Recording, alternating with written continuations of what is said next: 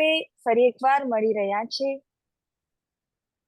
આ ઝૂમ મીટિંગના માધ્યમથી અને શ્રી રાજ્યની અપરંપાર કૃપા મહેર થકી હદ બ્રહ્માંડને સંપૂર્ણપણે આપણે સમજી લીધા બાદ હવે આપણે બેહદમાં પ્રવેશ થવાના છીએ.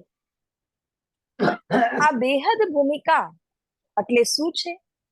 આ બેહદ ભૂમિકા ક્યાં આવી છે એના સંદર્ભમાં પેલા ભૂમિકા બાંધી અને બેહદમાં આપણે પ્રવેશ કરીશું. બેહદની અંદર થઈ રહેલ જે બધી લીલાઓ છે એ લીલાઓને આપણે શ્રવણ કરીશું. તો પ્યારા સુંદર સાજી, શ્રી સદગુરુના ચરણોમાં પ્રાર્થનાની સાથે આવો આપણે આજના આ સેશનની શરૂઆત કરી દઈએ. બોલીએ શ્રી કૃષ્ણ કન્હૈયા લાલ કી જય, શ્રી સદગુરુ મહારાજ કી જય, શ્રી પ્રાણનાથ પ્યારે કી જય, परम पूज्य गुरु जी ब्रह्मलीन श्री दीनदयाल महाराज की जय, बोल बोल पंजे वाले की जय, समस्त सुंदर साथ की जय. वंदो सतगुरु चरण को करो सुप्रेम प्रणाम, अशुभ हरण मंगल करण श्रीदेव चंद्र जी नाम, श्री प्राणनाथ निज मूलपति, श्री महराज सुनाम, तेज कुंवर श्यामा युगल को, पल पल करो प्रणाम. प्रणाम करो सब साधको, धरि चरणों में शीश, दास जाने दया करो, बुद्धि द्यो बख्शीश, बुद्धि द्यो बख्शीश. बोलो श्री प्राणनाथ प्यारे की जय. પ્રણામ સુંદર સાજી.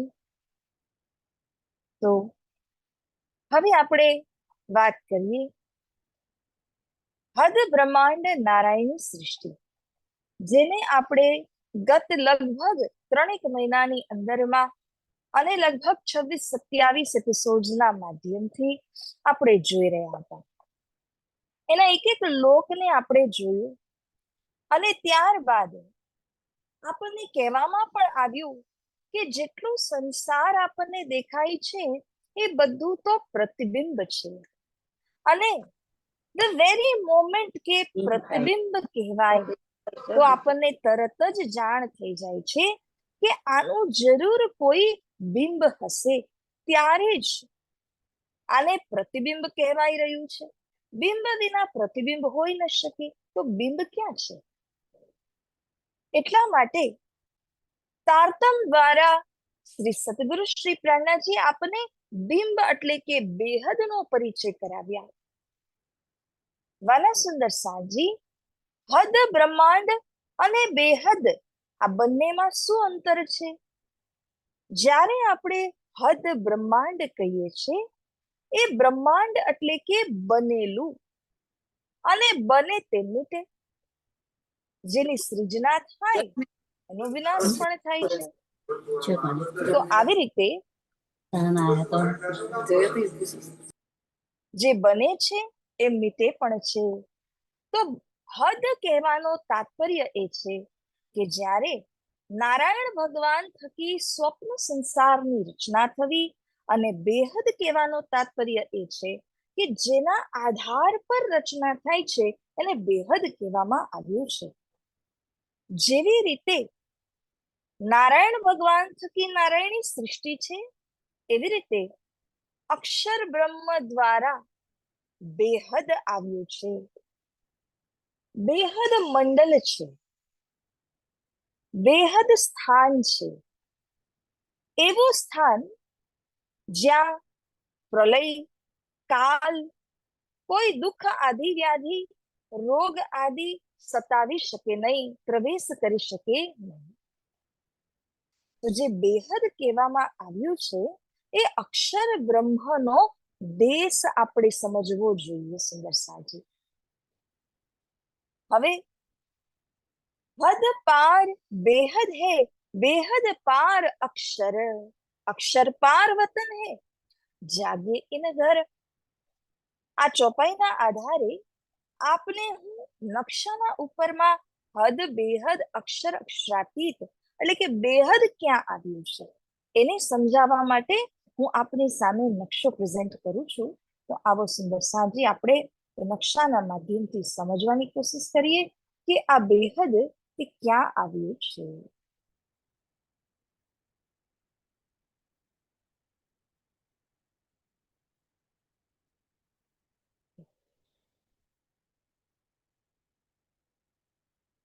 સુંદર સાજી, આ આપણો વિરાટ પટદર્શનનો નકશો છે અને એની અંદરમાં આપ જોઈ રહ્યા છો કે 5 નકશા આવેલા છે. આ જે પહેલો નકશો જે શર બ્રહ્માંડ રિલેટેડ આપણે જોયા. હવે બેહદ નો નકશો કયો છે તો પ્લીઝ આપ ધ્યાન આપીને જોઈ લેજો. આ જે છે આ નકશો, એનાથી પરે આ નકશો, એનાથી પરે આ નકશો, એટલે કે આ જે ત્રણેય નકશા છે એ ત્રણેય નકશા બેહદના નકશા છે. અને આ ત્રણેય નકશાના માધ્યમથી થોડુંક આપણે આને ઝૂમ પણ કરીને જોઈ લઈએ.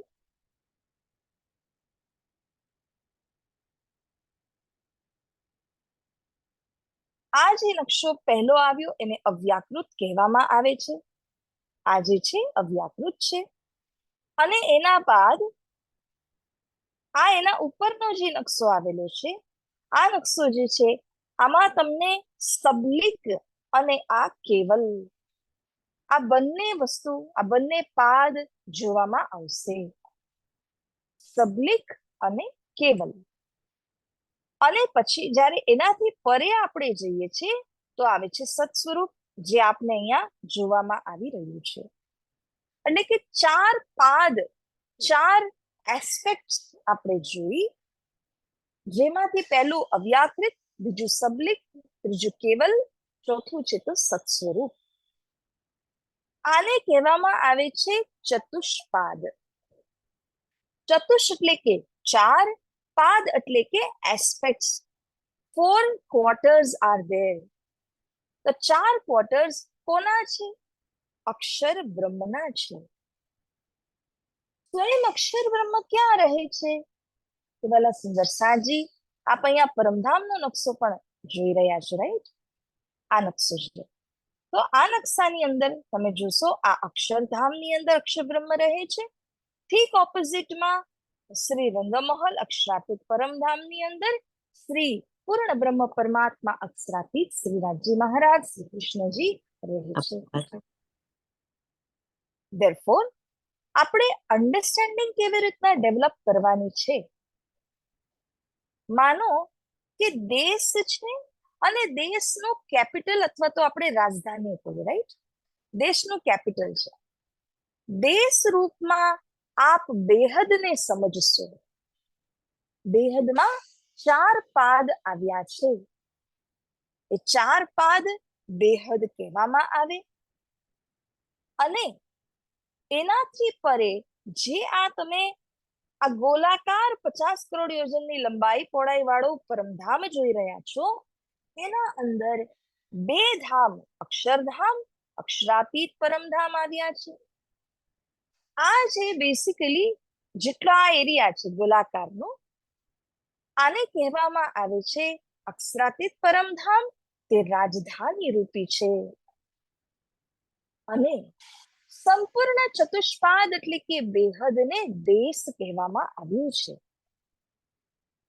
વાલા સુંદર સાજી, આ બેહદ રૂપી દેશ અક્ષર બ્રહ્મનું કહેવાય છે. અક્ષર બ્રહ્મના ચતુષ્પાદ રૂપે એને સમજવામાં આવે છે. અક્ષર બ્રહ્મના ચતુષ્પાદ જ્યારે આપણે કહીએ તો અક્ષર બ્રહ્મના દિલમાં પણ છે અને બહાર પણ છે. જે રીતે આપણા માતા પિતા હોય તો એ આપણા હૃદયમાં પણ છે, એવી રીતે બહાર પણ દેખાય છે. એવી જ અક્ષર બ્રહ્મના હૃદયની અંદર ચતુષ્પાદ આવ્યા છે અને બાહ્ય રૂપથી જુઓ તો સ્થાનના રૂપમાં પણ તે ચતુષ્પાદ આવેલા છે. So this is how we have to understand કે ચતુષ્પાદ અક્ષર બ્રહ્મના છે અને તે દેશરૂપ છે. તો આ જે 50 કરોડ યોજનની લંબાઈ પહોળાઈ યુક્ત ચબૂતરા ઉપર 25 પક્ષ આવ્યા છે એ રાજધાની રૂપમાં છે. આ સમજની સાથે આપણે હજી એક વાત પર ગૌર કરીએ કે બેહદ અને હદ. હદ એટલે શું? નાશવંત. બેહદ એટલે શું? અવિનાશી. હદ પેરિશેબલ છે, બેહદ ઇમ્પેરિશેબલ છે. કાલ, પ્રલય, કોઈ રોગ આદિ વ્યાધિ બેહદની અંદર પ્રવેશ થઈ શકતા જ નથી. તો વાલા સુંદર સાજી, આ બેહદ ભૂમિકાને થોડુંક મેં શબ્દોના માધ્યમથી આવરીને તમને પિક્ચર દેવાની કોશિશ કરી છે. અને જો આના સંદર્ભમાં આપને કોઈ પણ પ્રકારનો ક્વેશ્ચન હોય આટલા જે એક્સપ્લેનેશનની અંદરમાં, તો અવશ્ય આપનો ક્વેશ્ચન અહીંયા પૂછી શકો છો. અને જો ન હોય તો I will proceed to the PDF, જેની અંદર આપણે અવ્યાકૃતનો આપણે સ્ટડી આજે કરવાના છીએ. સુંદર સાજી, પ્રશ્ન હોય તો અવશ્ય આપ પૂછશો.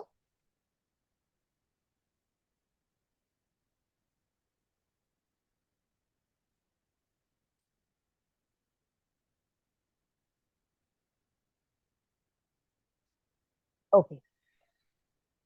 Now let us move on to the 10th movement, દસમું કિરણ, અવ્યાકૃત અક્ષર. જે 18મું ચેપ્ટર આજે આપણે કરવા જઈ રહ્યા છે. સુંદર સાજી, પેલા આપણે નકશો જોયા, એ જ નકશાને અહીંયા આગળ થોડું સમજવા ખાतिर કોપી પેસ્ટ કરેલું છે કે જેની અંદર આપ જોઈ શકો છો શર પુરુષ ના પરે.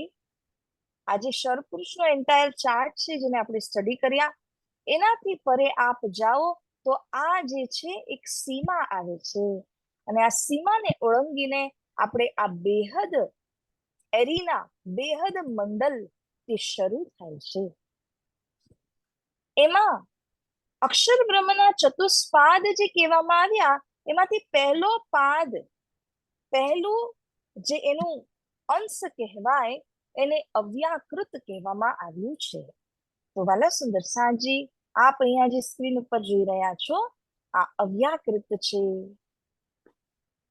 આ પૂરો ચાર્ટ અવ્યાકૃતનો ચાર્ટ છે. આપ જોઈ શકો છો કે અવ્યાકૃતની અંદરમાં પણ કેટલા બધા અહીંયા અલગ અલગ સેક્શન્સ બનાવ્યા છે અને દરેક સેક્શનની સાથે એનું પોતપોતાનું લીલા, પોતપોતાનું એનું એક્સપ્લેનેશન જોડાયેલું છે.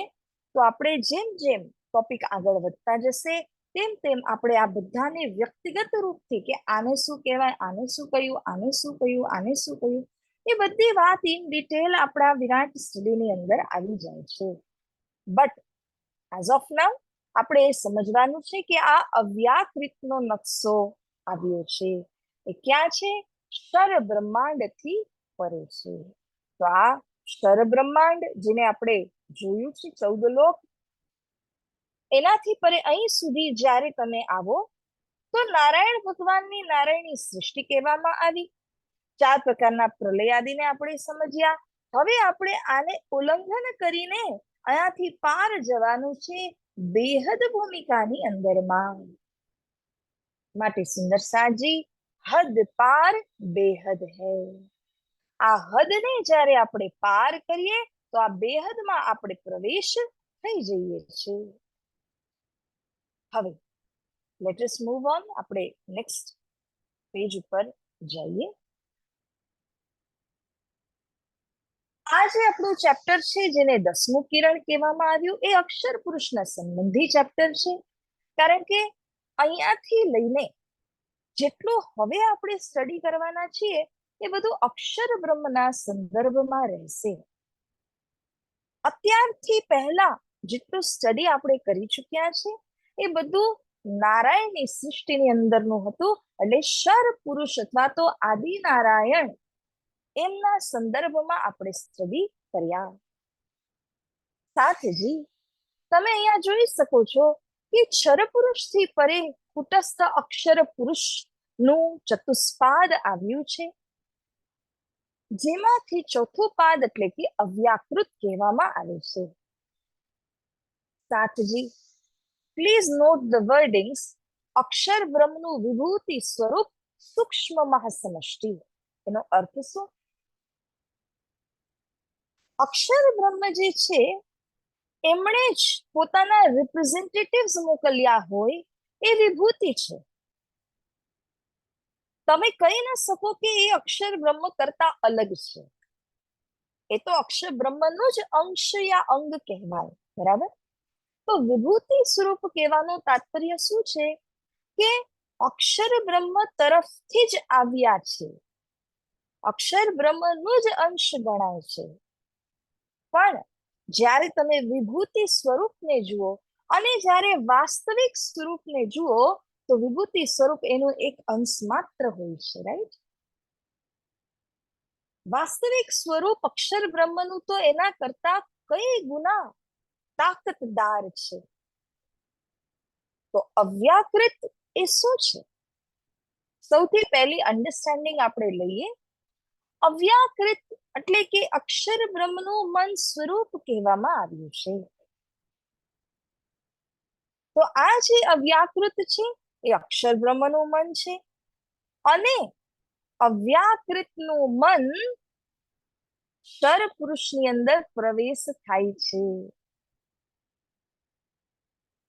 હું આ ફેક્ટને થોડું થોડું કરીને સમજાવવાની કોશિશ કરું છું કે કેવી રીતે રાજી મહારાજનું મન અક્ષર બ્રહ્મ છે, અક્ષર બ્રહ્મનું મન અવ્યાકૃત છે, અવ્યાકૃતનું મન ક્ષર પુરુષ છે.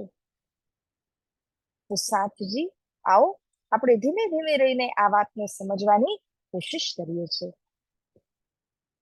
જે પ્રમાણ તમે અહીંયા યજુર્વેદના અંદરમાંથી જોઈ રહ્યા છો, એતાવાનસ્ય મહિમા હતો જ્યાયાંશ પુરુષઃ પાદોસ્ય વિશ્વા ભૂતાની ત્રિપાદસ્યામૃતમ દિવી. આ પ્રમાણ થકી અક્ષર બ્રહ્મના ચતુષ્પાદને સમજાવવામાં આવ્યું છે. અક્ષર બ્રહ્મના 4 પાદના નામ આપ અહીંયા અંડરલાઈન કરેલા જોઈ રહ્યા છો. અવ્યાકૃત, સબલિક, કેવલ અને સત સ્વરૂપ. એને ચતુષ્પાદ કહે છે. અક્ષર બ્રહ્મના વિભૂતિ સ્વરૂપ કહે છે. સાથજી આપણે આજે અવ્યાકૃતની સ્ટડી કરી રહ્યા છે. તો જે અવ્યાકૃત આવ્યું છે એ અવ્યાકૃત શું છે? ચોથું પાદ એટલે અવ્યાકૃત. અવ્યાકૃત ફીચરલેસ. જેવી રીતે સંસારની અંદર 3 ગુણો આવ્યા છે અને એના 3 ગુણોના માધ્યમથી તમે સંસારની સંપૂર્ણ રચનાને જોઈ શકો છો, સમજી શકો છો. પરંતુ આ જે અવ્યાકૃત આવ્યું છે એ તો 3 ગુણોથી પરે છે, માટે એને અવ્યાકૃત કહેવામાં આવ્યું. એ અક્ષર બ્રહ્મ સંબંધી છે. સૃષ્ટિનો જેટલો વિસ્તાર આપણે જોયા એ બધો વિસ્તાર અવ્યાકૃતના પ્રતિબિંબ પડવાથી થાય છે. તો સાથજી ફરી એકવાર આપણે આ નકશાને જોઈએ, જેની અંદરમાં કહ્યું છે નારાયણી સૃષ્ટિના સંપૂર્ણ પ્રાણી સમૂહમાં આ જે અવ્યાકૃત અક્ષર બ્રહ્મનું ચોથું પાદ પ્રતિબિંબિત થાય છે અને બાકી રહેલ 3 એના પાદ, 3 પોર્શન જે આપણે કહી શકાય એ બધા અમૃતમય રહે છે. આ બહુ જ સરસ સમજવા જેવી વાત છે સુંદર સાંજી. માટે હું આને થોડુંક ઇલેબરેટ કરું છું. આ નકશાને આપણે એકવાર જોઈએ. તમે નારાયણી સૃષ્ટિનો આ નકશો તો જોયો જ છે, અને આ નકશામાં તમે જેટલું જેટલું અહીંયા જોઈ રહ્યા છો, જેમ કે આ 14 લોક બ્રહ્માંડ કહીએ, બરાબર, એવી રીતે એનાથી ઉપર તમે જાઓ તો આ વ્યષ્ટિ જ્યોતિ, ગાયત્રી દેવી, પછી મોહતત્વ, સાત શૂન્ય, મહાકારણ, આ બધું જ આ જેટલું પણ આવેલું છે એ પ્રતિબિંબ કહેવામાં આવ્યું છે સુંદર સાજી. તો આનો જે બિંબ છે એ બિંબ એટલે કે અવ્યાકૃત છે, કારણ કે અવ્યાકૃત માંથી જ આની અંદર પ્રતિબિંબ પડ્યા છે.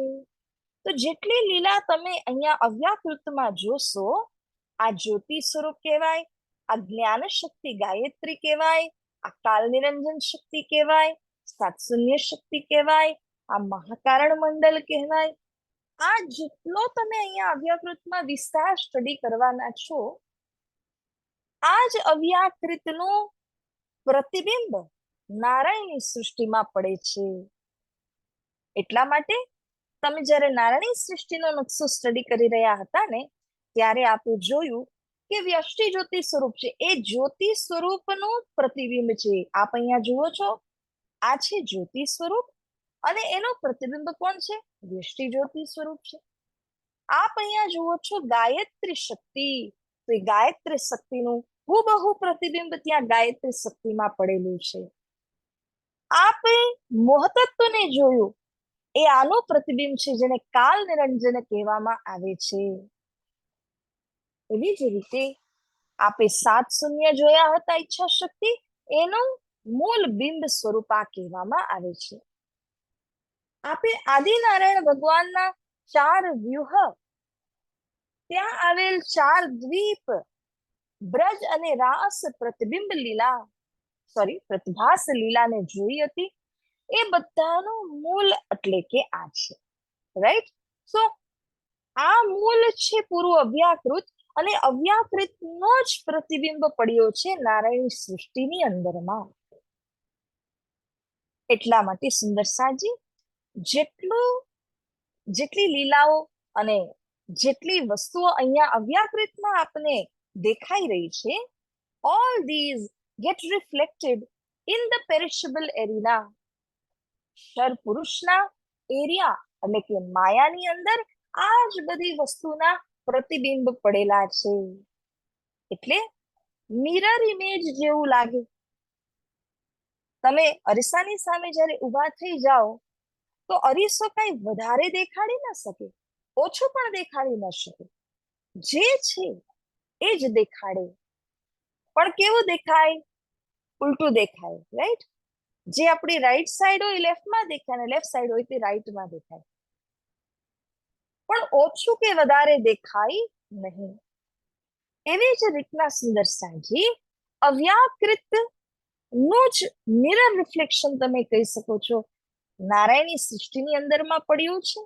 અને આ જે મિરર રિફ્લેક્શન પડેલું છે એ ઉલટું છે. ઉલટું એટલા માટે કારણ કે અવ્યાકૃત સચ્ચિદાનંદમાં છે, અને નારાયણની સૃષ્ટિ કેવી છે? અસત, જડ, દુઃખ રૂપી છે. તો આ વાત આપણે હૃદયની અંદરમાં ધારણ કરવી જોઈએ કે અવ્યાકૃતનો જ પ્રતિબિંબ નારાયણની સૃષ્ટિમાં પડે છે. તો વાલા સુંદર સાજી, આપણા મનની અંદર એ વાત તો આવી જ ગઈ હશે કે જો અવ્યાકૃતનો જ પ્રતિબિંબ પડે છે તો બાકી સબલિકનું શું, કેવલનું શું, સત્સ્વરૂપનું શું? તો આ શ્લોક જે આપણે અત્યારે અહીં આગળ જોઈ રહ્યા હતા ને, એ શ્લોકની અંદર આપણને એ જ વાત જણાવી છે સુંદર સાજી કે અક્ષર બ્રહ્મના અક્ષર બ્રહ્મના જે ચતુષ્પાદ છે, એ ચતુષ્પાદ માંથી ચોથું પાદ અવ્યાકૃત, અવ્યાકૃત નો જ પ્રતિબિંબ પડે છે. બાકી બચેલા જે 3 પાદ આવ્યા છે એને તો અમૃતમય કહેવામાં આવ્યું છે. અમૃતમય એટલે કે જેનું સંસાર સાથે કોઈ રિલેશન નથી. ત્રિપાદસ્યામૃતમ દિવી. એટલે કે સંસારમાં જેટલું છે એ બધું અવ્યાકૃત નું જ રિફ્લેક્શન છે, ન એમાં કેવલ સબલિક કે સત સ્વરૂપ કોઈ પણ પાદનો હાથ નથી. એમાં કઈ લીલાઓ છે એ આપણે જેમ જેમ આપણું સ્ટડી આગળ વધશે એવી રીતે જ આપણે જોઈ શકશું. તો સાતજી, આ બહુ જ મુખ્ય પ્રમાણ છે જે યજુર્વેદ માંથી લેવામાં આવ્યું. અહીંયા આપ જે આપણે મોટો નકશો જોયો છે એમાંથી અહીંયા જોઈ શકો છો આ નારાયણી સૃષ્ટિનો નકશો છે. ત્યાર પછી આ બેહદમાં અવ્યાકૃત સબલિક કેવલ સત્સ્વરૂપા ચતુષ્પાદ આવેલા છે. અને આ બધાથી પરે જ્યારે આપણે જઈએ છે ને ત્યારે આપણે આ પરમધામમાં પહોંચીશું. ત્યારે જ આપણને કહ્યું કે અક્ષરથી પણ પરે આપણે જવાનું છે. આ પૂરો દેશ અક્ષર બ્રહ્મનો કહેવાય અને એનાથી પરે અક્ષરધામ આવે છે. એનાથી પણ પરે આપણે જવાનું છે. નિરાકાર કે પાર છે તેન પાર કે ભી પાર. ત્યાં જવાની વાત શ્રી પ્રાણનાથજીએ આપણને કરી. શ્રી સદગુરુએ આપણને આ લક્ષ્ય પ્રદાન કર્યા. માટે સુંદર સાજી, આટલું ભવ્ય મોટી નારાયણી સૃષ્ટિ, આટલું ભવ્ય બેહદ અને આટલું ભવ્ય પરમધામ એક નકશાના માધ્યમથી આપણને કેવી રીતે સમજાવવામાં આવ્યું? ગાગરમાં સાગરની જેમ. આગળ મેં એક દ્રષ્ટાંત કદાચ આપ્યું જ હશે કે બે મિત્રો જઈ રહ્યા હતા અને એક મિત્રને ચંદ્રમાં કેવું દેખાય છે એના વિષયમાં ખબર હતી નહીં. ત્યારે એણે બીજા મિત્રને પ્રશ્ન કર્યો. તો બીજા મિત્રએ એને આકાશની અંદર દેખાડવાની કોશિશ કરી, પરંતુ હજી સમજી ન શક્યો. ત્યારે જે જાણકાર મિત્ર હતો એ એને વટવૃક્ષ પાસે લઈ જાય છે. વટવૃક્ષમાં બે શાખાઓ જોડાઈ હતી વી શેપમાં. અને આ જે વી શેપ બનતું હતું એમાં જે આ નીચેનો જે હિસ્સો છે ત્યાં આગળ એક ગોળાકાર દેખાઈ રહ્યું હતું. તો જાણકાર મિત્રએ બતાવ્યું કે આ જે ગોળાકાર સફેદ ચાંદલા જેવું દેખાય છે એ જ ચંદ્રમા છે. પેલા મિત્રને કેવું લાગ્યું? જેને પહેલી વાર જોયું હતું, અચ્છા આ તો એક નાના બોલ જેવું છે, કે દડા જેવું છે. પણ વાસ્તવમાં ચંદ્રમાનો આકાર કેટલો મોટો છે સુંદર સાંજી? સમજાવવા માટે જાણકાર મિત્રએ બીજા એના દોસ્તદાર મિત્રને સમજાવવા માટે બતાવ્યું કે જો આને ચંદ્રમા કહેવાય. પરંતુ જ્યારે દેખાડ્યું તો એ બે વૃક્ષના ડાળીની વચ્ચે સાવ નાનો એવો એક બોલ હોય એવી રીતે જ દેખાઈ રહ્યું હતું. પ્રાણનાથજીએ અને સતગુરુએ આ નકશાના માધ્યમથી આપણને સમજાવ્યું છે કે હદ કેવું દેખાય છે, બેહદ કેવું દેખાય છે, પરમધામ કેવું દેખાય છે. પરંતુ સાતજી, આપણે એ અજાણ મિત્રના જેમ છે જેને ચંદ્રમાના સાઈઝના વિશે ખબર નથી, માટે નકશાની અંદર જોઈને આપણને લાગે આટલું જ છે. પણ આ તો સમજમાં બેસાડવા માટે આપણને કહેલું છે, સમજાવેલું છે. બેશુમાર લ્યાય શુમારને સો વિસાત કારણ. બે હિસાબને હિસાબમાં લઈ આવ્યા, બેસુમારને સુમારમાં લઈ આવ્યા, આપણને સમજાવવા માટે. તો પ્યારા સુંદર સાંજી, આનાથી આપણે આગળ વધીએ. અને જ્યારે પણ કોઈને કઈ પ્રશ્ન હોય આના સંદર્ભમાં તો આપ અવશ્ય પૂછી શકો છો.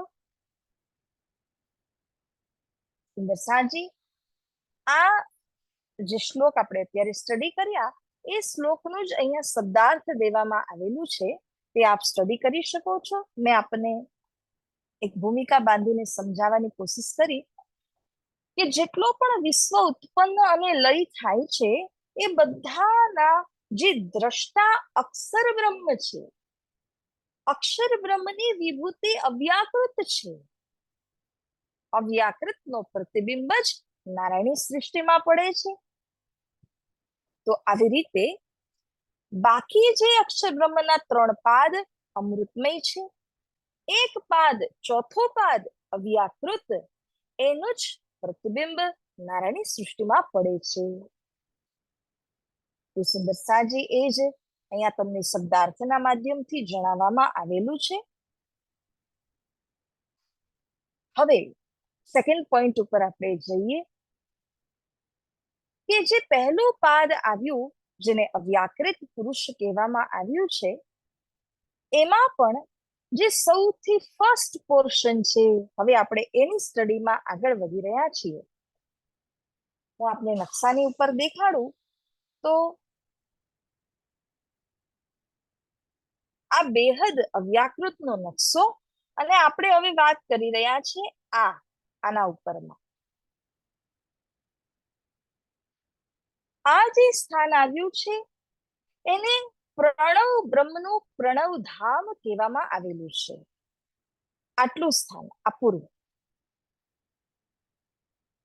તો જે પ્રણવ બ્રહ્મનું પ્રણવ ધામ છે એમાં 2 સેક્શન કરી દીધા છે. તમે જોઈ શકો છો, આ લાઈન ડ્રો કરીને આપણને સમજાવવા માટે. આ નીચેનો હિસ્સો, આ ઉપરનો હિસ્સો. આ જે નીચેનો હિસ્સો છે આને અપર પ્રણવ, અને આ જે છે આને પર પ્રણવ કહેવામાં આવેલું છે. વાલા સુંદર સાજી, અપર પ્રણવ ધામમાં આપ અહીંયા જોઈ રહ્યા છો કે આ પ્રણવ બ્રહ્મ બિરાજમાન છે. અને તમે આગળ પણ જ્યારે સૃષ્ટિની સ્ટડી કરી રહ્યા હતા ત્યારે જોયું કે વ્યષ્ટિ જ્યોતિ સ્વરૂપને પ્રણવ કહેવામાં આવ્યું, ઓમિત્યાક્ષર કહેવામાં આવ્યું, અને વ્યષ્ટિ જ્યોતિ સ્વરૂપનું જ આ બિંબ કહેવામાં આવે છે.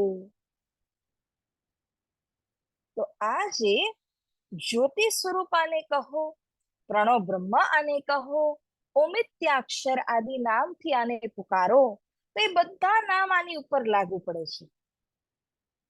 ઇનફેક્ટ જ્યારે આપણે સૃષ્ટિના સંદર્ભમાં વાતને ચર્ચા કરી રહ્યા હતા તો સૃષ્ટિની અંદરમાં વ્યષ્ટિ જ્યોતિ સ્વરૂપને જેટલા નામોથી સંબોધિત કર્યા હતા એ મૂળમાં તો જ્યોતિ સ્વરૂપના નામ છે.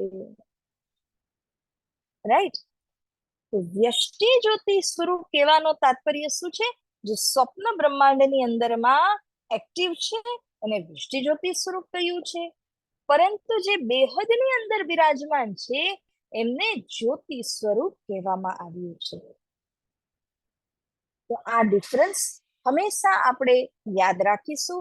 નારાયણની સૃષ્ટિમાં જે છે ને વ્યષ્ટિ જ્યોતિ સ્વરૂપ કહ્યું, અને જે અવ્યાકૃતની અંદર છે એમને જ્યોતિ સ્વરૂપ કહેવામાં આવ્યું.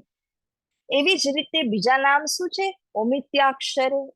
એવી જ રીતે હજી નામ શું છે? પ્રણવ બ્રહ્મ. રાઈટ? તો અવ્યાકૃતની અંદરમાં સૌથી પહેલા જે આવે છે એને કહેવાય છે પ્રણવ ધામ. પણ આ પ્રણવ ધામને 2 હિસ્સામાં ડિવાઈડ કરવામાં આવેલું છે. આને કહે છે અપર પ્રણવ ધામ, આને કહે છે પર પ્રણવ ધામ.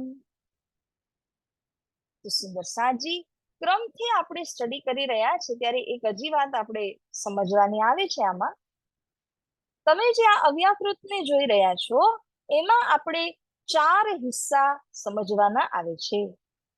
સ્થૂલ, આ તમે પોઈન્ટરને જોજો, આ સ્થૂલ, આ સૂક્ષ્મ કારણ, આ મહાકારણ. આ પૂરું જે છે એ મહાકારણ છે. એટલે કે જેમ આપ આગળ પણ નારાયણની સૃષ્ટિના સ્ટડી કરતી સમય સ્થૂલ, સૂક્ષ્મ, કારણ, મહાકારણને સમજી રહ્યા હતા, એવી જ રીતે અવ્યાકૃતની અંદરમાં પણ સ્થૂલ, સૂક્ષ્મ, કારણ, મહાકારણ આ બધું જ આપણે જોવાનું છે, સ્ટડી કરવાનું છે. સ્થૂલની અંદર અપર પ્રણવધામ અને પર પ્રણવધામ આવ્યા છે. સૂક્ષ્મમાં કાલ નિરંજન શક્તિ આવી છે. કારણમાં ઈચ્છા શક્તિ આવેલી છે, સાત શૂન્ય જેને કહેવાય છે. તેમજ મહાકારણ મંડળની અંદરમાં આ ચારેય લીલા આવશે. આનું step by step, chapter by chapter study તો થવાનું જ છે, but for the sake of understanding અત્યારે થોડુંક મેં પ્રકાશ પાડ્યો છે. કમિંગ બેક ટુ ધ સ્થૂલ વિભાગ, આ જે સ્થૂલ વિભાગ આવ્યું છે એમાં તમે અહીંયા અપર પ્રણવને જે જોઈ રહ્યા છો સુંદર સાજી, એના સંદર્ભમાં અહીંયા એક્સપ્લેનેશન જોઈ લઈએ છે આપણે પીડીએફ ના માધ્યમથી.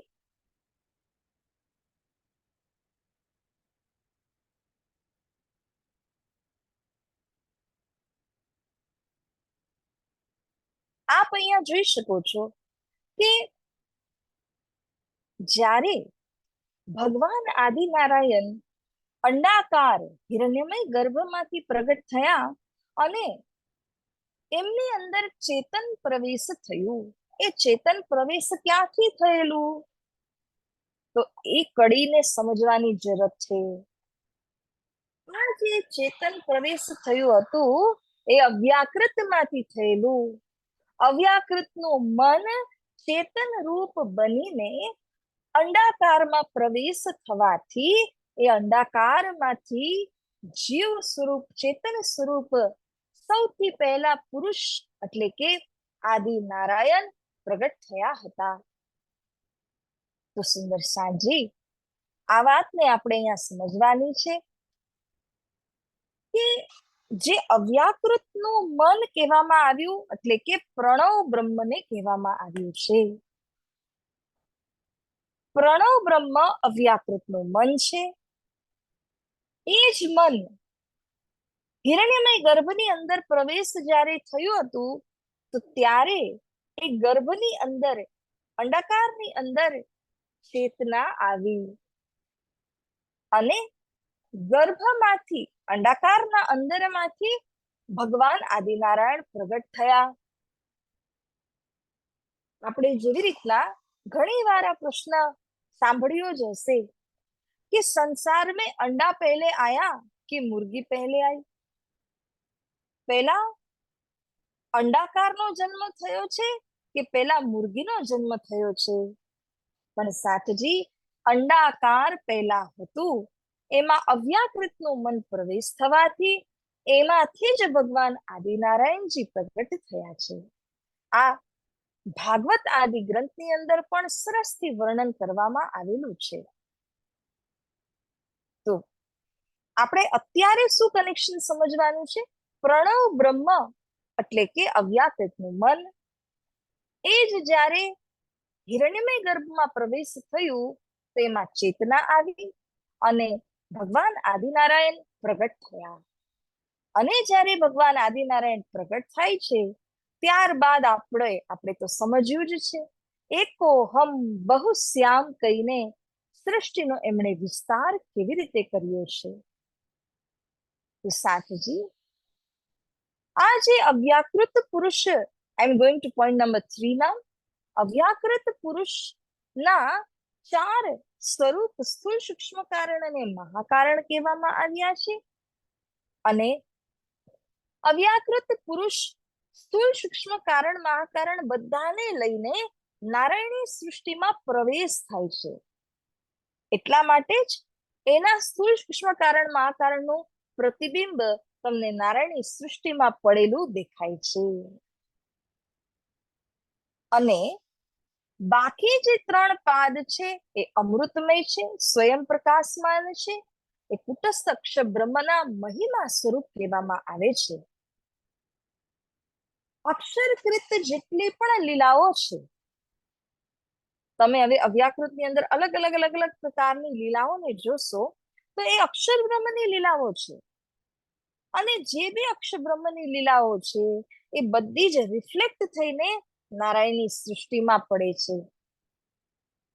તો વહેલા સુંદર સાજી, આ રીતે ભૂમિકા બાંધીને આપણને અહીંયા આગળ સમજાવવામાં આવેલું છે કે અવ્યાકૃત એટલે કે શું.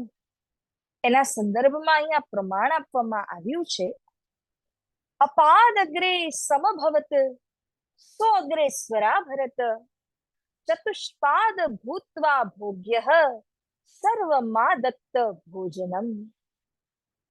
અતિ સુંદર પ્રમાણ, જેના અંદર એમ કહે છે કે અવ્યાકૃત પ્રણવ બ્રહ્મ એટલે કે અવ્યાકૃતનું મન જે છે એ સ્વયં ભોક્તા, ભોજ્ય અને ભોજનના રૂપમાં, ભોક્તા, ભોજ્ય અને ભોજનના રૂપમાં એ સ્વયં જ બધું કાર્ય કરે છે. પ્રતિબિંબ પણ એનો પડે છે, વિસ્તાર પણ એનો જ થાય છે.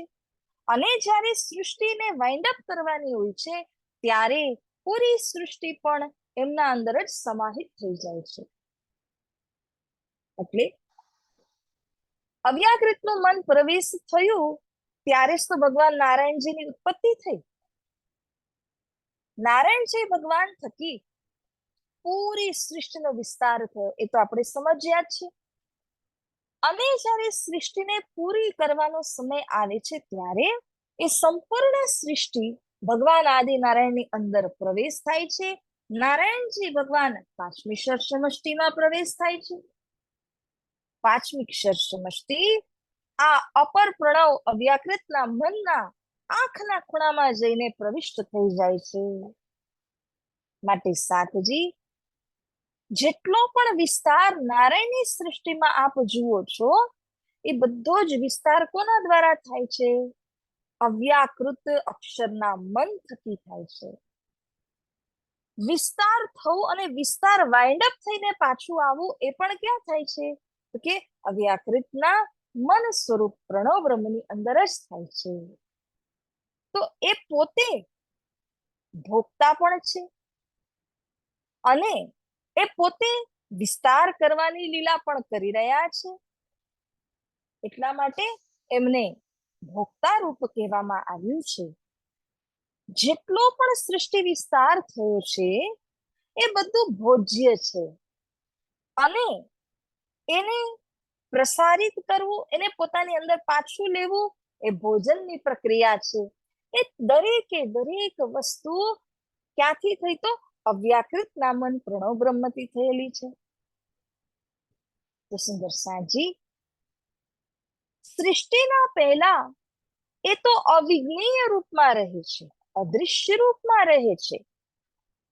પરંતુ જ્યારે સૃષ્ટિ રચનાનો સમય આવે છે એને મોહ થાય છે અને અવ્યાકૃત જે અક્ષર બ્રહ્મનું મન સ્વરૂપ છે, જ્યારે એને મોહ થાય છે ત્યારે એ પોતાના ચતુષ્પાદ સ્થૂળ સૂક્ષ્મ કારણ મહાકારણને લઈને નારાયણી સૃષ્ટિમાં રિફ્લેક્શન કરે છે, પ્રવિષ્ટ થાય છે.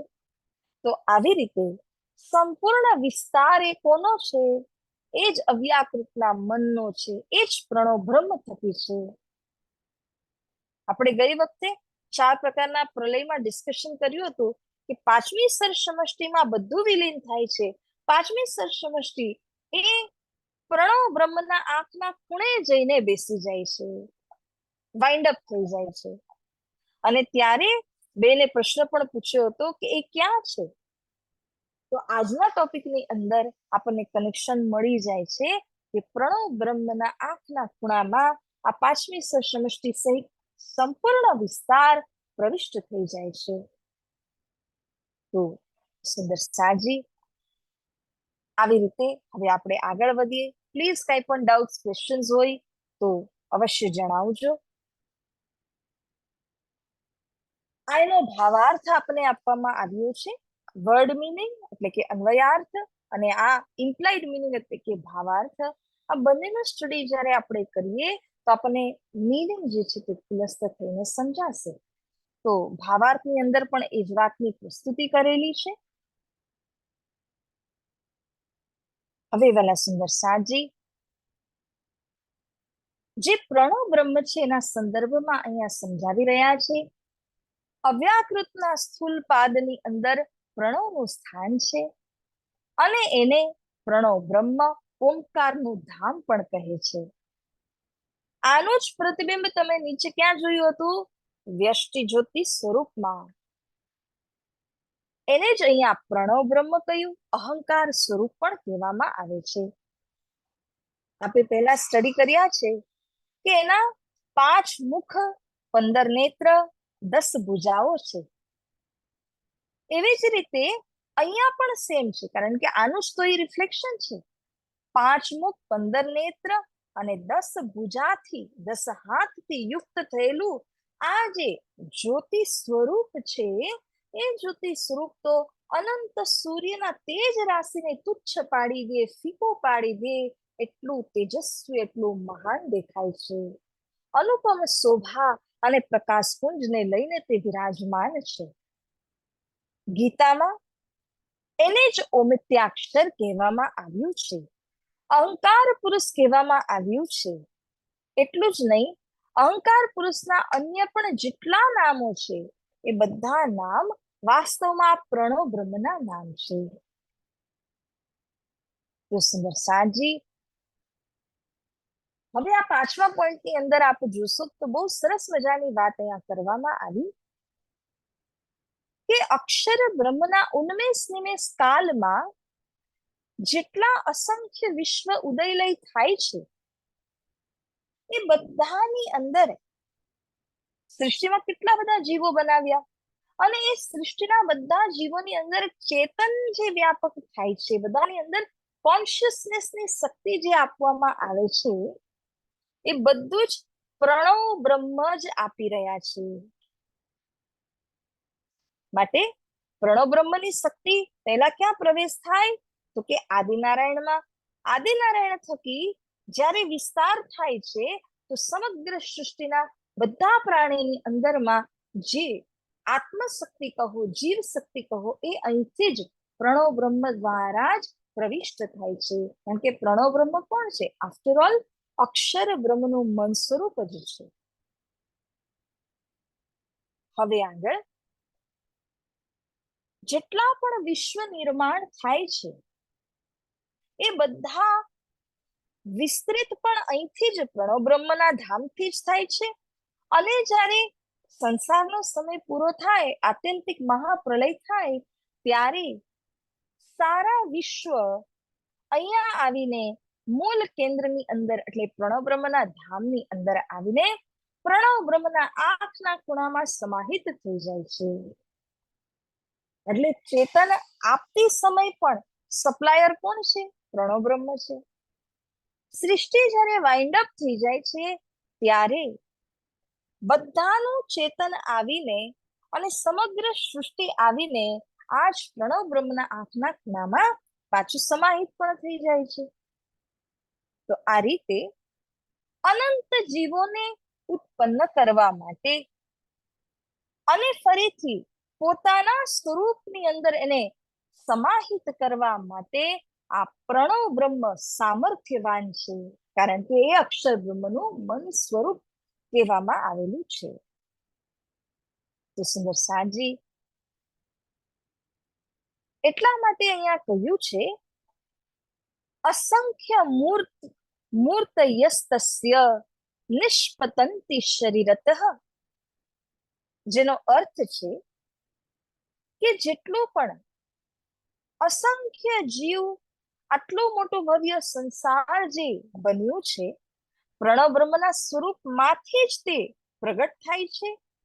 અને અનેકો અનેકો શર પુરુષ, અનેકો અનેકો વ્યષ્ટિ જ્યોતિ પુરુષ, એ બધું જ આવીને વાઇન્ડ અપ થઈ જાય છે, મર્જ બેક થઈ જાય છે, તો આ પ્રણવ બ્રહ્મની અંદરમાં.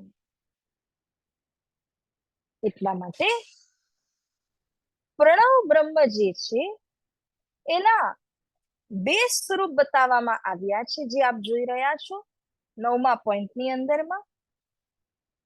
અજ્ઞાનમય પ્રણવ અને જ્ઞાનમય પ્રણવ.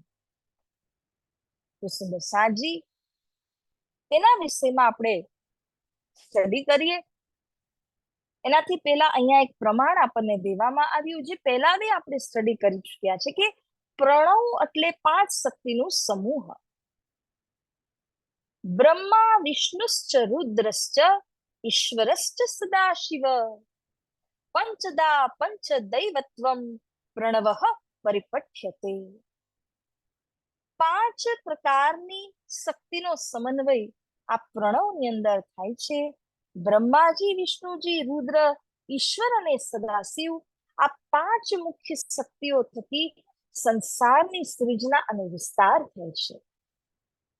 અને આ પાંચેય શક્તિનું સમૂહ નામ કહો તો પ્રણવ છે.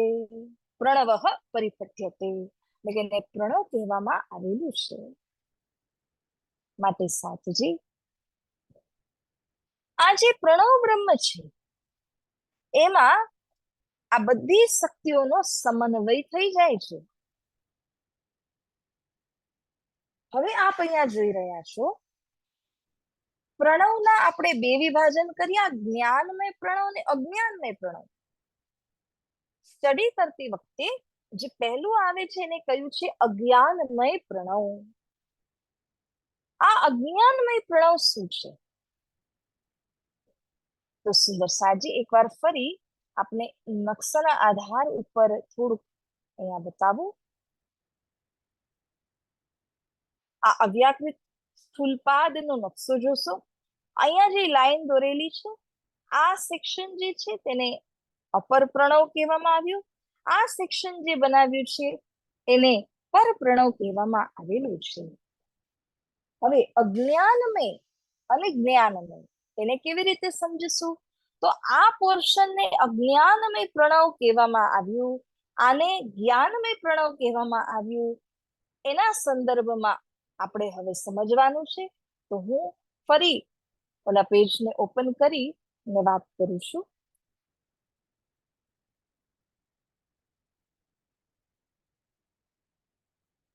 સ્વપ્ન અવસ્થાનું સ્વરૂપ જે મહાશૂન્યના શિર પર બિરાજમાન છે એને અજ્ઞાનમય પ્રણવ કહેવામાં આવેલું છે. સુંદર સાજી, એક વાત આપણે સમજવી જોઈએ. આપણા અંદર પહેલા આપણે સમજીએ ને તો આપણને અક્ષર બ્રહ્મની અંદર સમજવામાં આસાની રહેશે. આપણું જે મન છે ને, આપણા મનમાં આપણે બે વિભાજન સમજવાના છે, શુદ્ધ અશુદ્ધ. આપણી અંદરના બે મન શુદ્ધ અશુદ્ધ છે. જ્યારે મન નિરંતર ભક્તિમાં લાગેલું રહે છે, મન સારા વસ્તુની અંદર જ્યારે પરમધામના ભ્રમણમાં લાગે છે એ શુદ્ધ મન છે.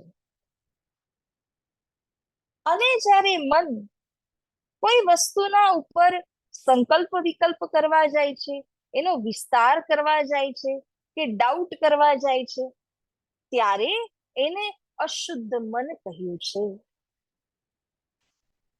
આપ જ્યારે સ્વપ્ન જુઓ છો તો સ્વપ્નની અંદર તમે પૂરો વિસ્તાર જુઓ છો. તમારા અશુદ્ધ મન થકી તમે જોઈ રહ્યા છો. અને જ્યારે એ જ મન સારા કાર્યની અંદર લાગે છે, સારી પ્રવૃત્તિઓમાં લાગે છે, એને શુદ્ધ મન કહેવામાં આવેલું છે. એટલે ટૂંકમાં જેટલો બી સ્વપ્નનો વિસ્તાર તમે જુઓ છો અથવા તો સંકલ્પ વિકલ્પ આદિ કરો છો એ અશુદ્ધ મનનું કામ છે. અને જેટલું ભક્તિ ભાવ ભજન પરમધામ ભ્રમણ આદિ કરો છો એ શુદ્ધ મનનું કામ છે. આપણા અંદર આપણે ઘટાવીએ છીએ એવી રીતે અક્ષર બ્રહ્મની અંદર પણ આપણે સમજવાનું છે શુદ્ધ અશુદ્ધ દોયો મન. અક્ષર બ્રહ્મનું અશુદ્ધ મન જે કહેવામાં આવે કે જેના થકી એમણે સંસાર સૃષ્ટિનો વિસ્તાર કરેલો છે એ સ્વપ્ન અવસ્થાનું સ્વરૂપ એટલે કે અજ્ઞાનમય પ્રણવ છે. રાઈટ? તો આપણે અક્ષર બ્રહ્મના બે મનની અંદર અજ્ઞાનમય પ્રણવ જેનાથી સંપૂર્ણ સૃષ્ટિનો વિસ્તાર થાય છે એને સમજવાનું છે. એવી જ રીતે શુદ્ધ મન એટલે કે પરમધામની તરફ લાગેલું મન જે છે તેને શુદ્ધ મન કહેવામાં આવ્યું છે. તો સાતજી, આ અજ્ઞાનમય પ્રણવ જે નારાયણી સૃષ્ટિને આપણે જોઈ રહ્યા હતા અને પાંચમી સરસમષ્ટિ મહાશૂન્યને જોઈ રહ્યા હતા એના શિર ઉપર વિરાજમાન છે કહેવાનો તાત્પર્ય આપ આ નકશાના અંદરમાં જોઈ શકો છો. આ પાંચમી સરસમષ્ટિ છે, બરાબર? તો એના શિર ઉપર અહીંયા આ પ્રણવ વિરાજમાન છે. સ્વપ્નની અંદર આ જ પ્રવેશ થઈને સ્વપ્નનો વિસ્તાર કરે છે. ઓકે,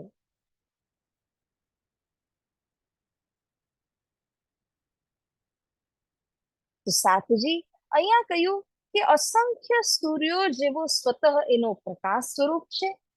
અને સૌથી મોસ્ટ ઇમ્પોર્ટન્ટ વાત આપણે સમજવાની છે કે જે પ્રણવ બ્રહ્મ જ્યોતિ સ્વરૂપ કહેવામાં આવ્યું એની ડાબી બાજુ ઉપર એક શક્તિ ઊભી છે. એનું નામ મેં અહીંયા અંડરલાઈન કરેલું છે, મનરૂપા રોધિની શક્તિ.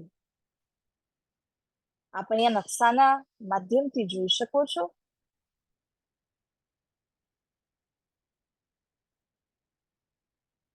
આ જે પ્રણવ બ્રહ્મ છે એની ડાબી બાજુ, આપણી બાજુ નહીં, હા, એની પોતાની ડાબી બાજુ જ્યારે જુઓ છો તો રોધિની શક્તિ, જેને મનરૂપા રોધિની શક્તિ કહેવામાં આવ્યું, એ ઊભી છે. આ કોનું મન સ્વરૂપ છે? તો પ્રણવ બ્રહ્મનું મન સ્વરૂપ છે રોધિની શક્તિ. અને આપ જોઈ રહ્યા છો એના હાથમાં તલવાર છે. એનું શું કામ છે? આ રોધિની શક્તિ એક દ્વારપાલની જેમ ઊભી રહી છે. કોઈ પણ અનઅધિકારી પાત્ર, અનઅધિકારી જીવને બેહદમાં પ્રવેશ થવા દેતી નથી.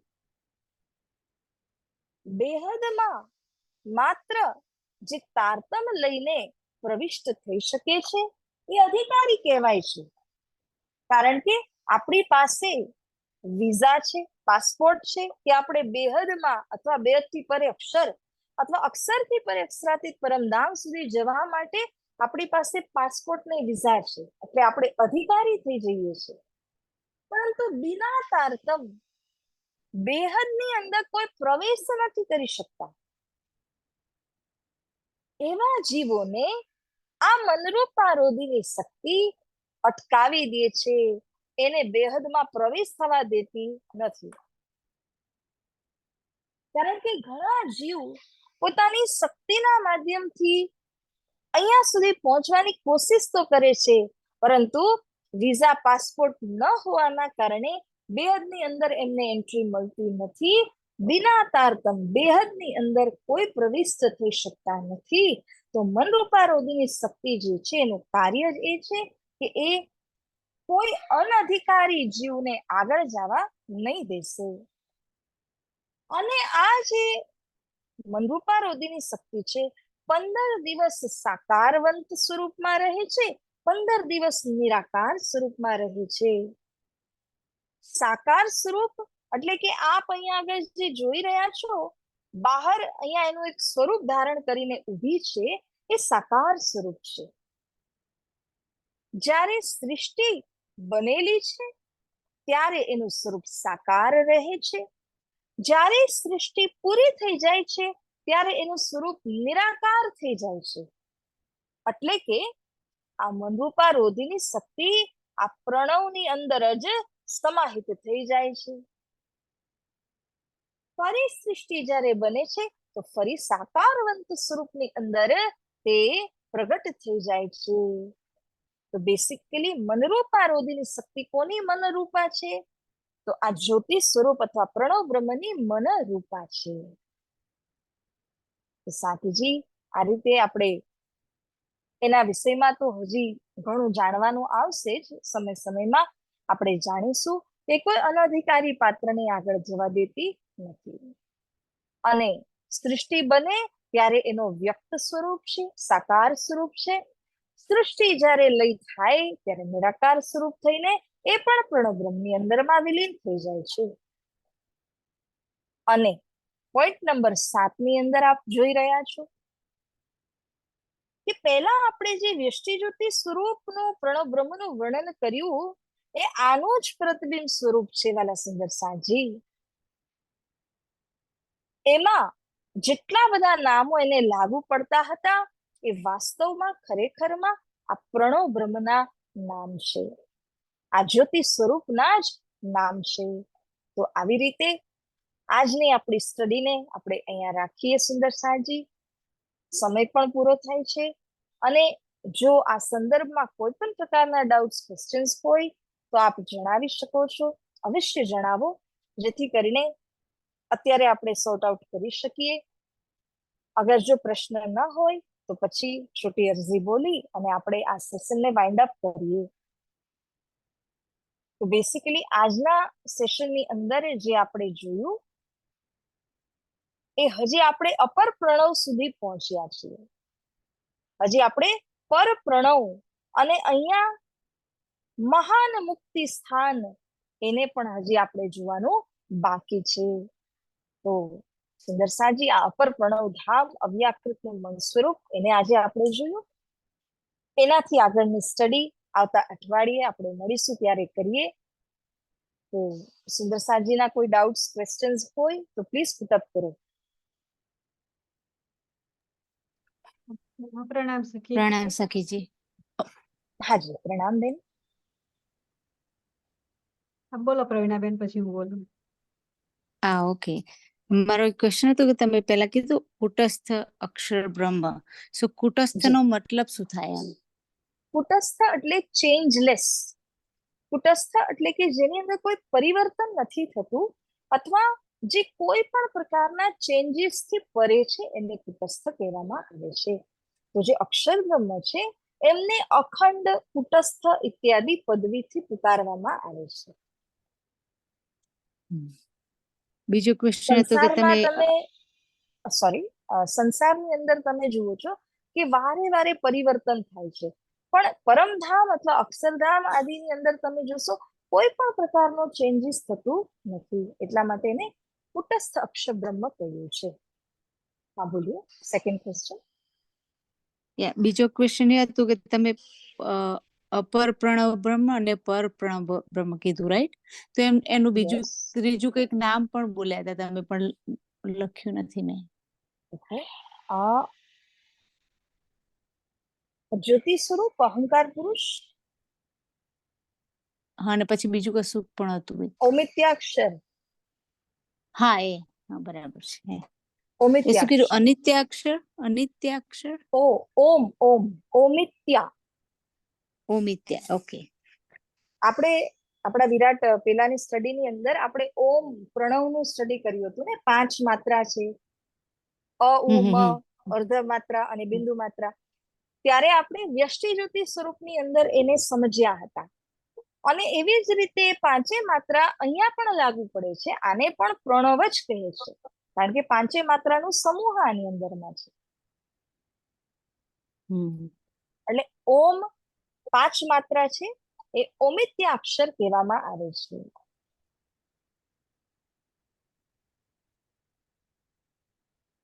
Thank you. પ્રણામ. I hope it is clear. Yes, બરાબર છે. ઓકે ઓકે, પ્રણામ. પ્રણામ. પ્રણામ સખી. મારો ક્વેશ્ચન એ હતો કે પ્રણામ. વૃષ્ટિ જ્યોતિ સ્વરૂપના આપણે નીચે અક્ષરમાં કીધું કે જળ ચેતનની ગાંઠ છે, રાઈટ? યસ. તો એમ કીધું આપણે કે તેમાં જે જીવો શું 14 બ્રહ્માંડમાં, તો ત્યાંથી જળ પણ આપે, એટલે શરીર પર આપે, એમાં ચેતના પણ આપે. તો પછી અહીંયા કેવી રીતે સમજવું કે અપર પણ? બહુ સરસ ક્વેશ્ચન. જો ત્યાં આપણે વ્યષ્ટિ કહ્યું હતું, રાઈટ? વ્યષ્ટિ એટલે કે એક 14 લોક બ્રહ્માંડને અથવા તો એક થી લઈને એક સિરીઝ 14 લોક બ્રહ્માંડની અંદર જે ચેતન આપે છે, જળ વસ્તુ આપે છે, એ વ્યષ્ટિ જ્યોતિ સ્વરૂપ છે. પણ અત્યારે જે જ્યોતિ સ્વરૂપની આપણે વાત કરીએ છીએ એ તો કેટલાય શર પુરુષને ચેતન આપે છે. એટલા માટે આને જ્યોતિ સ્વરૂપ કહેવામાં આવ્યું. વ્યષ્ટિ એટલે કે માઇક્રો, અને જ્યોતિ સ્વરૂપ જયારે આપણે કહીએ છીએ તો મેક્રો, એટલે કે આનો સ્કેલ કેટલો મોટો છે. આદિનારાયણ પુરુષ જેવાને આ ઉત્પન્ન કરે છે. આદિનારાયણની અંદર ચેતન આપે છે. આદિનારાયણ ભગવાનમાં ચેતન આવવા પછી પૂરો વિસ્તાર થાય છે અને નાના નાના 14 લોક બ્રહ્માંડ બને છે. એ નાના નાના 14 લોક બ્રહ્માંડને જે ચેતન આપે છે એ વ્યષ્ટિ જ્યોતિ સ્વરૂપ છે. ખ્યાલ આવ્યો? હા હા હા તો જે 14 લોકને ચેતન આપવા વાળી છે એ દૃષ્ટિ જ્યોતિ સ્વરૂપ છે, અને સંપૂર્ણ નારાયણી સૃષ્ટિને જે પાવર હાઉસ તરીકે જે ચેતન આપી રહી છે એ જ્યોતિ સ્વરૂપ છે.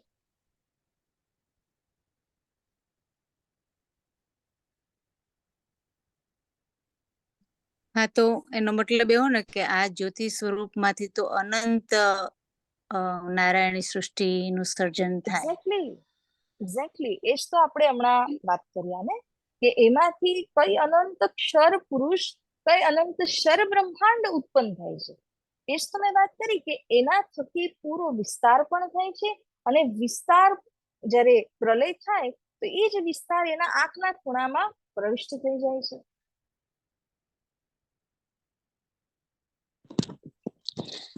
સખી, આ અક્ષર બ્રહ્મના અંતસ્કરણ, આ જે 4 અંતસ્કરણ છે અક્ષર બ્રહ્મના, એટલે એ તો 14 લોક થી પરે જ કહેવાય, બરાબર? બિલકુલ, તો એ યસ. આ શક્તિ છે એ આ 14 બ્રહ્માંડ ની અંદર પેલા પેલા વિલીન થાય પછી લય થાય, બરાબર? હા હા હા હા. તો આ અક્ષર બ્રહ્મ એ અક્ષરાતીત નું મન સ્વરૂપ કે 12 યસ, સ્વરૂપ, મન સ્વરૂપ ને 12 સ્વરૂપ, બરાબર? બંને તો મન સ્વરૂપ પણ છે, બાલ સ્વરૂપ પણ છે. હા, તો આ એની શક્તિ તો અક્ષર બ્રહ્મની શક્તિ જ કહેવાય ને, એમ હા, જે આપણા, અવ્યાકૃત તમે કહો છો, રાઈટ? હા, અવ્યકૃત નું કઉ છું, યસ, 14 અક્ષર લોક. બ્રહ્મનું મન સ્વરૂપ કહેવાય. હા હા, બરાબર. પ્રણામ, સરસ સમજાણું. પ્રણામ. જી જી જી.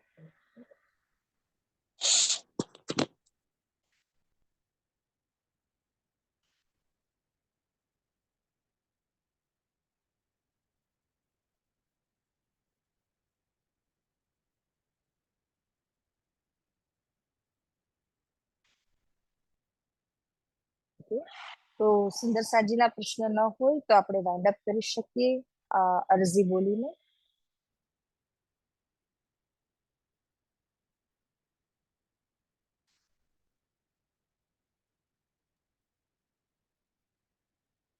જે કોઈ નવા સુંદર સાથ બોલો તો સારું. અરજી.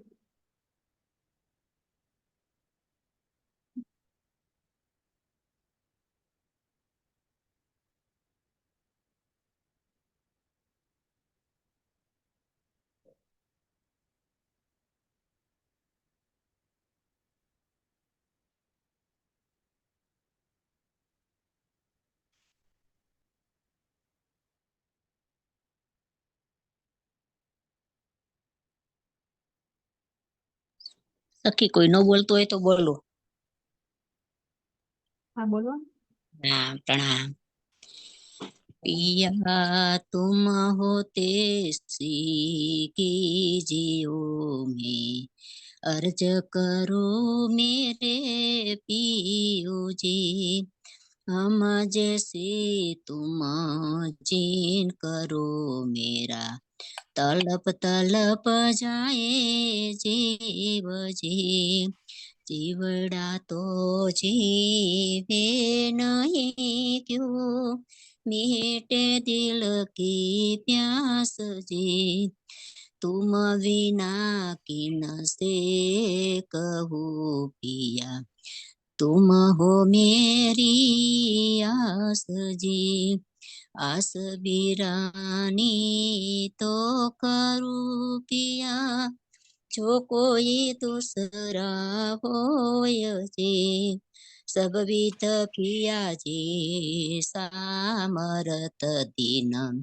रे न जात रोय रोय जी, जन्म अंधी जो मैं होती पिया, सो तुम देखत कीजियो, जब तुम आप दिखाओगे तब देखो नया नया भर जी, इटली पुकार पिया सुन के जब ढील करो तुम जीन जी, छीण छीण खबर झूली जियो में અર્જ કરો દુલહીન જે, એટલી અરજ તો મેં કરું પિયા, નિજ પડી અંતરાય જે, તો અંતરાય આડી ટાલ કે દુલ્હા,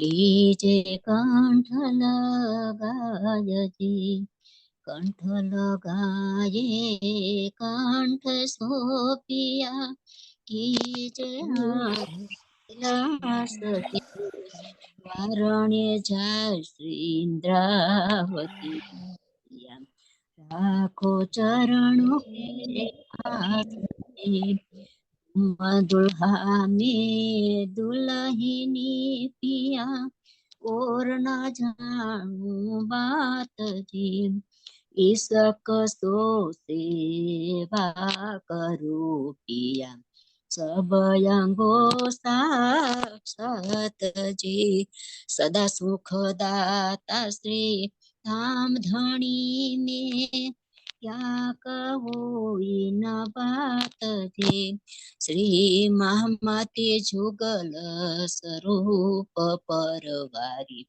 अंगना बलि बलि जाय जी पिया, अंगना बलि बलि जात जी। प्रणाम। પ્રણામ. બોલો શ્રી કૃષ્ણ કનૈયાલાલ કી જય, સદગુરુ મહારાજ કી જય, શ્રી પ્રા